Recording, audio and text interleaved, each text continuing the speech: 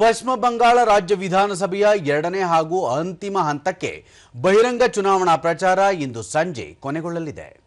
ನಾಡಿದ್ದು ಬುಧವಾರ ಒಟ್ಟು 142 ವಿಧಾನಸಭಾ ಕ್ಷೇತ್ರಗಳಿಗೆ ಈ ಹಂತದಲ್ಲಿ ಮತದಾನ ಜರುಗಲಿದೆ. ಪ್ರಚಾರದ ಅಂತಿಮ ದಿನವಾದ ಇಂದು ವಿವಿಧ ರಾಜಕೀಯ ಪಕ್ಷಗಳ ಅನೇಕ ಪ್ರಮುಖ ನಾಯಕರು ಬಿರುಸಿನ ಪ್ರಚಾರ ಕೈಗೊಳ್ಳಲಿದ್ದಾರೆ. ಬಿಜೆಪಿ ಹಿರಿಯ ನಾಯಕ ಹಾಗೂ ಪ್ರಧಾನಿ ನರೇಂದ್ರ ಮೋದಿ ಅವರು ಜಗತ್ ದಾಲ್ನ ಜಿಲೇಬಿ ಮಠ್ನಲ್ಲಿ ನಡೆಯಲಿರುವ ಸಾರ್ವಜನಿಕ ಸಭೆಯಲ್ಲಿ ಪಾಲ್ಗೊಳ್ಳಲಿದ್ದಾರೆ. प्रधानमंत्री ने अपनी जनसभाओं में तृणमूल को निर्मम सरकार करार दिया. उन्होंने कहा कि मां माटी मानुष. ಕೇಂದ್ರ ಗೃಹ ಸಚಿವ ಅಮಿತ್ ಶಾ ಬೆಹ್ಲಾ ಥಾನಾ ಮತ್ತು ಹೂಗ್ಲಿಯಲ್ಲಿ ಎರಡು ಕಡೆ ಚುನಾವಣಾ ಪ್ರಚಾರ ಕೈಗೊಳ್ಳಲಿದ್ದಾರೆ.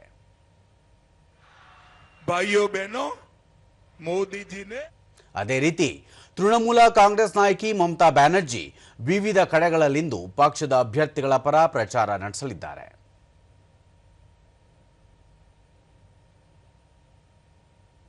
ತೃಣಮೂಲ ಅಖಿಲ ಭಾರತ ಪ್ರಧಾನ ಕಾರ್ಯದರ್ಶಿ ಅಭಿಷೇಕ್ ಬ್ಯಾನರ್ಜಿ ವಿವಿಧ ಕಡೆಗಳಲ್ಲಿ ಪ್ರಚಾರ ಕೈಗೊಳ್ಳಲಿದ್ದಾರೆ. ಇದೇ 23ರಂದು ನಡೆದ ಪಶ್ಚಿಮ ಬಂಗಾಳ ವಿಧಾನಸಭೆಯ ಮೊದಲ ಹಂತದ ಚುನಾವಣೆಯಲ್ಲಿ 93.19% ದಾಖಲೆ ಮತದಾನವಾಗಿತ್ತು. ಪಶ್ಚಿಮ ಬಂಗಾಳ ಅಲ್ಲದೆ ಕೇರಳಂ, ಅಸ್ಸಾಂ, ತಮಿಳುನಾಡು ಮತ್ತು ಕೇಂದ್ರಾಡಳಿತ ಪ್ರದೇಶ ಪುದುಚೇರಿ ವಿಧಾನಸಭೆಗಳಿಗೂ ಈಗಾಗಲೇ ಮತದಾನವಾಗಿದ್ದು, ಈ ಎಲ್ಲ 5 ರಾಜ್ಯಗಳ ಚುನಾವಣೆಯ ಮತ ಎಣಿಕೆ ಕಾರ್ಯ ಮೇ 4ರಂದು ನಡೆಯಲಿದೆ.